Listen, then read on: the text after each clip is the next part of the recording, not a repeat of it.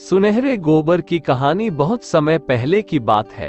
एक पर्वतीय प्रदेश में महाकाय वृक्ष था, जिस पर सिंधुक नामक पक्षी निवास करता था। उस पक्षी की विशेष बात यह थी कि उसकी विष्ठा में स्वर्ण कणों का समावेश होता था। एक दिन एक व्याध उस पर्वतीय प्रदेश में आखेट के लिए आया। उसे ज्ञात नहीं था कि सिंधुक पक्षी की विष्ठा स्वर्ण कण युक्त होती है। जब वह महाकाय वृक्ष के निकट से गुजरा तो उसकी चेष्टा सिंधुक पक्षी को पकड़ने की नहीं थी, किंतु जैसे ही वह आगे बढ़ने लगा, सिंधुक पक्षी के मूर्खता की और उसके सामने ही स्वर्ण कण युक्त विष्ठा कर दी। स्वर्ण कण युक्त विष्ठा देखते ही व्याध में लोभ आ गया और जाल डालकर उसने सिंधुक पक्षी को पकड़ लिया। घर आकर उसने उसे एक पिंजरे में बंद कर दिया, किंतु पूरी रात वह सो नहीं पाया। वह सोचता रहा कि यदि किसी तरह इस सिंधुक पक्षी और इसके स्वर्ण कण युक्त विष्ठा की बात राज्य के राजा तक पहुंच गई तो राजा उसे दंडित कर देगा। वह भयभीत हो गया। दंड से बचने के लिए उसने निर्णय किया कि वह स्वयं ही राजा से भेंट कर सिंधुक पक्षी के विषय में उन्हें जानकारी दे देगा और उपहार स्वरूप वह पक्षी भी उन्हें दे देगा। अगले ही दिन वह राजा से भेंट करने राज दरबार पहुंच गया।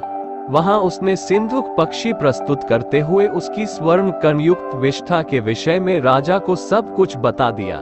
पूरी बात जानकर राजा ने अपने सेवकों को आदेश दिया कि वे सिंधुक पक्षी व्याध से लेकर उसका विशेष ध्यान रखें। सेवकों ने वैसा ही किया।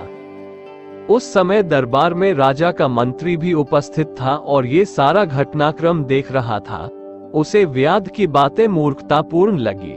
उसने राजा को परामर्श दिया कि ऐसी अनर्गल बातों पर विश्वास करना आपको उपहास का पात्र बना देगा, इसलिए व्याध की बातों में न आए। राजा ने मंत्री की सलाह मान ली और सेवकों को आदेश दिया कि सिंधुक पक्षी को स्वतंत्र कर दिया जाए। सेवकों ने आदेश का पालन करते हुए सिंधुक पक्षी को छोड़ दिया। पिंजरे से बाहर निकलने के बाद सिंधुक पक्षी उड़कर राजमहल के प्रवेश द्वार पर बैठ गया और वहां से जाने के पूर्व पुनः स्वर्ण कण युक्त विष्ठा कर गया। जाने के पूर्व उसने कहा, पूर्वम तावदहम मूर्खो द्वितीय पशबंधकः ततो राजा च मंत्री च सर्वम वै मूर्खमंडलम।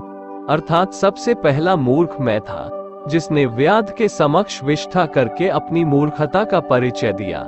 दूसरा मूर्ख व्याध था, जिसने व्यर्थ के भय में उसे राजा के सम्मुख प्रस्तुत कर दिया।